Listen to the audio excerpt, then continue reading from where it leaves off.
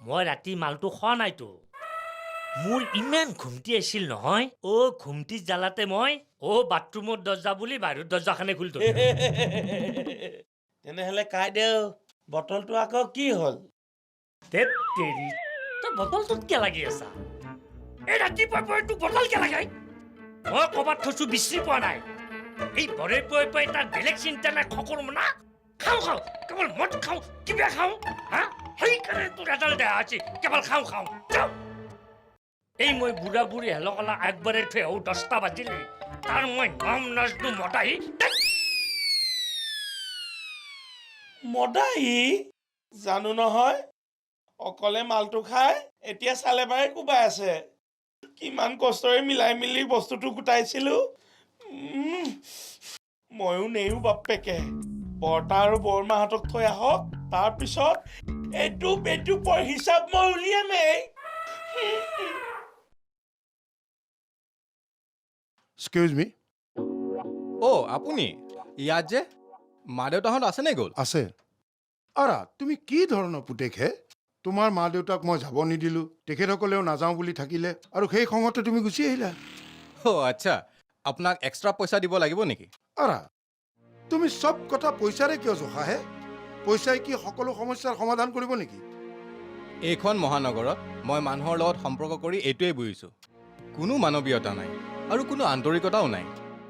অৱস্থাই মোক ভাবিবলৈ বাধ্য কৰাইছে। সেইকাৰণে এবাৰ হ'ল মা দেউতালৈ মনত নপৰিল। শুনক, আজি 4 দিন ধৰি মই অফিচিয়েলি বানপানীৰ ক্ষয় ক্ষতি, মানুহৰ সুবিধা অসুবিধা আৰু সাহায্যৰ বাবে ধেমাজি, লখিমপুৰ আৰু মাজুলীৰ ফালে আছিলোঁ। মই মা দেউতাহঁতৰ কথা চিন্তা কৰিছোঁ, কিন্তু যোগাযোগৰ বাবে মই আহৰি পোৱা নাছিলোঁ। আমাৰ এওঁৰ দেউতাকো আহিছে, তেখেতকো মই সময় দিব নোৱাৰিলোঁ। তোমাৰ মাৰ গাটো হঠাতে বেয়া কৰিলে। অৱশ্যে এতিয়া ভালে আছে, কিন্তু 2 মাহমান চিকিৎসা কৰাব লাগিব। কি? মোৰ মাৰ গা বেয়া? মোকতো খবৰ দিব পাৰিলে হয়। কেনেকৈ খবৰ দিম? না এড্ৰেছ আছে, না ফোন নাম্বাৰ আছে। তেখেতসকল বোলে আজি যাবগৈ। আহকচোন মোৰ কেবিনলৈ, কেইখনমান জৰুৰী কাগজ মই চাইন কৰি লওঁ, তাৰ পাছত আপোনাৰ লগত বহি মই ভালকৈ কথাটো পাতিম। আহকচোন আহক। ইয়াৰ অফিচটো বাৰু মই বুজি পালোঁ, কিন্তু ইয়াৰ ঘৰটো ক'ত সেইটোহে জনা দৰকাৰ।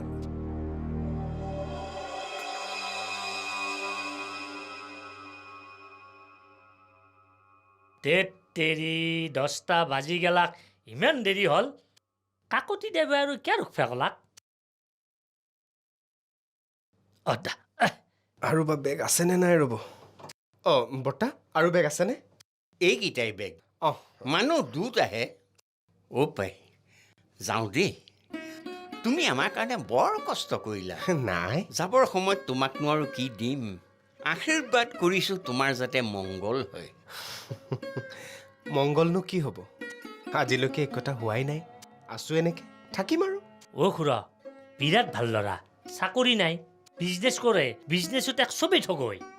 ব্যৱসায় কৰিবলৈ মানুহ টেঙৰ হ'ব লাগিব আৰু যিকোনো পৰ্যায়লৈ নামিব পাৰিব লাগিব। তথাপিও আশীৰ্বাদ কৰিছোঁ, এই বুঢ়াৰ কথা কিজানি লাগেই।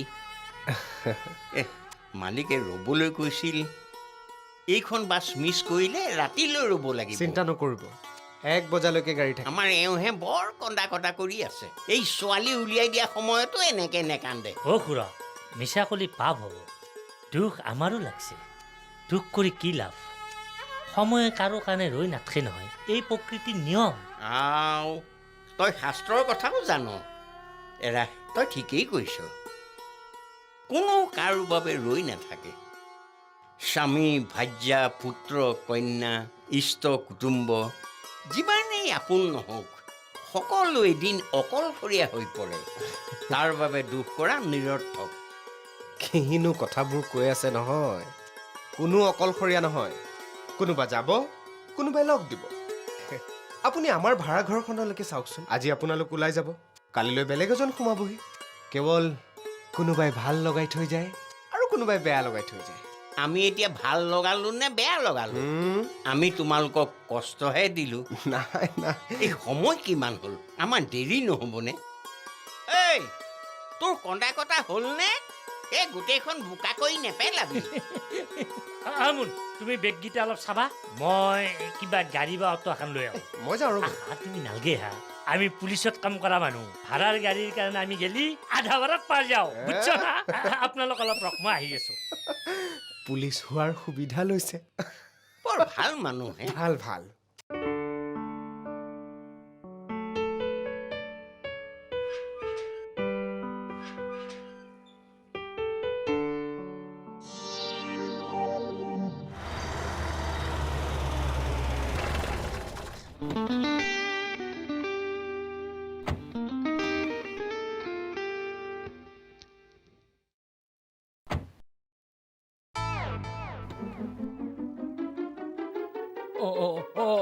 ছাৰ ছাৰ হেৰি কি কৰিছে উঠক উঠক মইনো ছাৰ মই এনেকে ধৰি থাকিম ছাৰ মানুহে দেখিলে কি ক'ব ক্ষমা কৰি দিয়ক উঠক আপোনাক উঠক বুলি কৈছো নহয় উঠিছোঁ ছাৰ ছাৰ মই আপোনাক নাজানি নিচিনি বহুত অপৰাধ কৰিলোঁ আপুনি আমাৰ বছৰো বছ বুলি জনাহেঁতেন আপোনাক মই এনেকে দম নিদিলোহেঁতেন ছাৰ তাৰমানে আপুনি অন্য মানুহক দম দিব লোকেল টেক্স ল'ব ল'ম ছাৰ নহয় ছাৰ নলওঁ মানে ল'ম নহয় ছাৰ নলওঁ মানে লোকেলিটি বুলি ডিমাণ্ড নাথাকিলে আমাৰ নিচিনা এই থলুৱাবিলাক ভগনীয়া হৈ যাম নহয় ছাৰ সেইবাবেহে ঠিকেই খালি লোকেলিটিৰ আইডিয়াটো অলপ বৃহত্তৰ কৰক মানে বৃহত্তৰ বৰ অসমখনক আপোনালোকে সামৰি লওক এই চিন্তাবোৰ অকল কথাৰ মাজত আবদ্ধ নাৰাখি কামে কাজে কৰিলে ভাল হ'ব মই অকল আপোনাকে কথাটো কোৱা নাই লোকেল টেক্স বিচৰা সকলোকে কৈছোঁ হ'ব ছাৰ আজিৰ পৰা এনেকুৱা কাম নকৰোঁ চাকৰিটো আপোনালোকৰ চাকৰিটো মই দম দিয়াৰ কাৰণে যোৱা নাই গৈছে আপোনালোকে অফিচ নোযোৱাৰ বাবেহে মই ইয়ালৈ যিমান দিন আহিছোঁ আপোনাক আৰু বৰাক মই সদায় অফিচৰ টাইমত ৰাস্তাত দেখা পাওঁ সেইবাবে মই আপোনাৰ অফিচাৰক কমপ্লেইন কৰিছিলোঁ চৰকাৰে আপোনালোকক দৰমহা দিয়ে কাম কৰা বিনিময় এনে ওপৰতে এইবোৰ আপুনি কিয় হজম কৰে আৰু চৰকাৰে যি দৰমহা দিছে সেয়া চৰকাৰৰ পইচা নহয় নহয় সেইবোৰ আপোনাৰ মোৰ মানে ৰাইজৰ পইচা মানে ছাৰ ৰাইজৰ কামত ছ'চিয়েল ছাৰ্ভিচ শুনক নিষ্ঠাৰে আন্তৰিকতাৰে আপুনি আপোনাৰ দায়িত্ব পালন কৰক ৰাইজৰ এটকা নোলোৱাকৈ আপুনি সেৱা কৰক তাতকৈ আৰু ছ'চিয়েল ছাৰ্ভিচ কি লাগে হ'ব যাওক আগলৈ এনেকুৱা নকৰিব বৰা বোলাজন ক'ত আপোনাকে লগ পাবলৈ গৈছে ছাৰ কিমান দিব লাগিব কি এই চাকৰি ঘূৰাই দিয়াৰ খৰচ মানে আমাৰ ছাৰে কৈছিলে কি হেৰি এই অতনু দত্তই এটকাও নলয় আচলতে আপোনালোকৰ চাকৰিটো ঘূৰাই দিবই নালাগে ছাৰ আৰে, মাফ কৰি উঠক দিয়ক। উঠক কি কৰিছে একচুৱেলি আপোনাৰ গাত একো দুখ নাই চব বৰাৰ গাত দুখ গোটেই ছিষ্টেমটোৱে এনেকুৱা হ'ব মই ফোন এটা কৰি দিম আপুনি যাওক বাপৰে শুনামতে এইজন 8 বজাতে অফিচলৈ আহে আৰু 10 বজাত ৰাতি গুচি যায় অফিচৰ পৰা ভাল বাচিলো দেই ৰক্ষা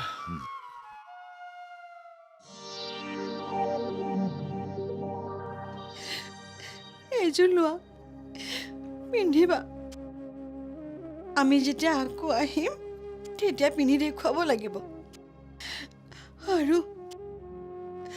আৰু এইকেইযোৰ অতনুক দি দিবা কিন্তু বাইদেউ আপুনি এয়া কাপোৰ আপোনাৰ বোৱাৰীৰ কাৰণে কিনিছিল তেখেতক দিব আকৌ তুমি জানো মোৰ বোৱাৰী নোহোৱা মানে ভাই বোৱাৰী আমিহে আপোনালোকক একো দিব নোৱাৰিলোঁ তেনেকৈ নকবাচোন তোমালোকে আমাক যিমান দিলা সেই ধাৰ আমি জীৱনত খুজিব নোৱাৰিম যাওঁ শুনিছাই নহয় বাহিৰত তেখেতে কেনেকৈ দপদপাই আছে শুনিছোঁ অৱশ্যে এখেত আহিলেহে আপোনালোক যাব পাৰিব ই কলিতাই বা গাড়ী পালে নে নাই এই ৰাতি হ'লে দিগদাৰ হ'ব আমাৰ আলিমূৰৰ পৰা অট এখন লৈ গ'লে গুৱাহাটীলৈ অহাতকৈ বেছি দিব লাগে তাতে কি টেম্পাৰ সেই সময়ত সকলো একোজন ভগৱান হৈ যায় তাকে দেউতাও ক'ত গ'ল জানো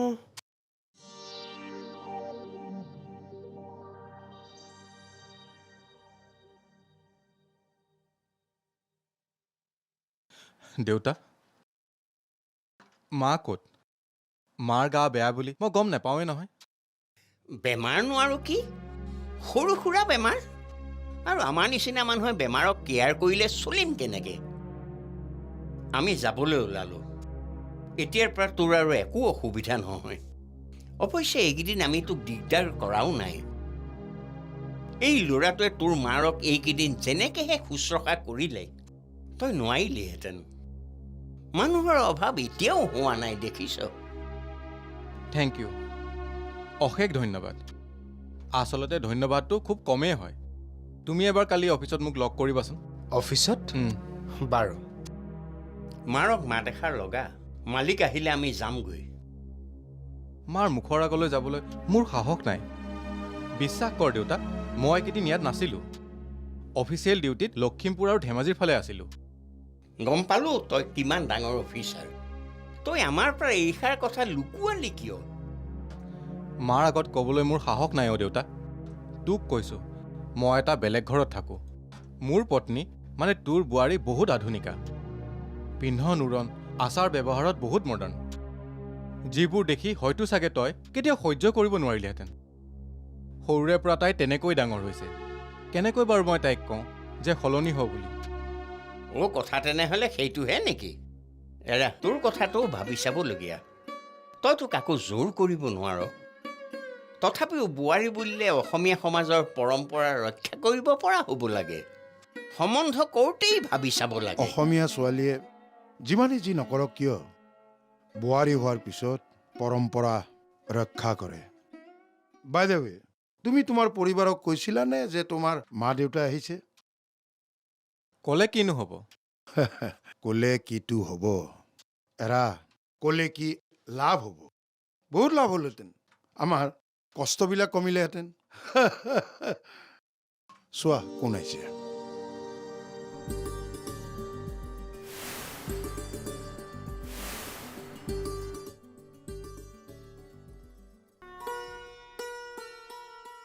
এওঁ তুমি? বোৱাৰী, আপোনাৰ ল'ৰাই যাক ভয় কৰি আপোনালোকক তাৰ নিজৰ ঘৰলৈ নিয়া নাছিলে, এয়াই আধুনিক বোৱাৰী। মোক ক্ষমা কৰি দিয়ক। আচলতে কথাৰ প্ৰতি অতনুক মই গাঁৱলীয়া বুলি হাঁহোঁ, আৰু গাঁৱৰ ঘৰখনৰ প্ৰতি মোৰ কিবা বেলেগ মনোভাৱ আছিল, আৰু আপোনালোক ইয়ালৈ অহাটো মই বিচৰা নাছিলোঁ। পাছে আজি যে হঠাতে সলনি হৈ গ'লা? আমিতো গাঁৱলীয়া হৈয়ে আছোঁ। মোৰ দেউতা আহিছিলে। দেউতাই যেতিয়া এখেতৰ মুখৰ পৰা কথাখিনি শুনিলে লগে লগে ঘৰৰ পৰা গুচি গ'ল। আজিৰ পৰা আহিলে বোলে তেওঁ হেনো ভাড়াঘৰত থাকিব, নতুবা হোটেলত থাকিব। তেওঁ মোক বহুত গালি পাৰিলে। গতিকে এইখন ঘৰত থকাৰ অধিকাৰ তেওঁতকৈ অতনুৰ মাক দেউতাকৰ বেছি। কাৰণ পুতেকৰ ওপৰত প্ৰথম অধিকাৰ মাক দেউতাকৰ। তেওঁলোকেহে কষ্ট কৰি অতনুক এই পৰ্যায়লৈ পোৱাইছেহি। মোৰ হেনো অধিকাৰ পাছতহে। মোক ক্ষমা কৰি দিব। এৰা, এওঁৰ দেউতাক বৰ ভাল মানুহ, অতি সৰল মানুহ। জীয়েকক বিপথে পৰিচালিত নকৰিলে। তেখেত এতিয়া ক'ত আছে? যোৱাৰ সময়ত এবাৰ লগ পাব পৰা হ'লে। যোৱা, মাৰা ভিতৰতে আছে, সেৱা এটা কৰাগৈ।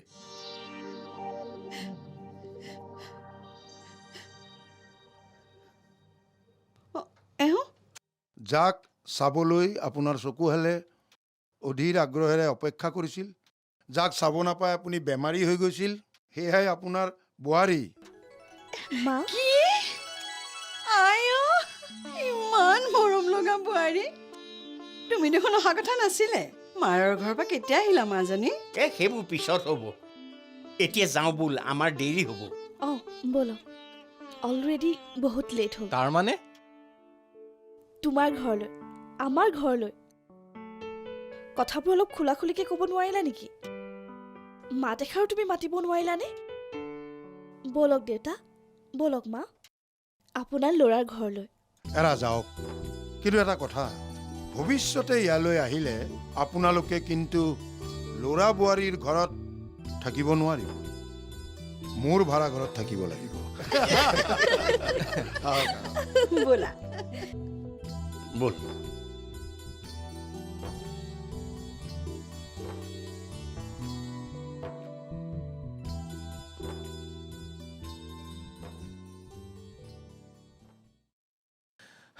থেংক ইউ ছ' মাছ দাদা।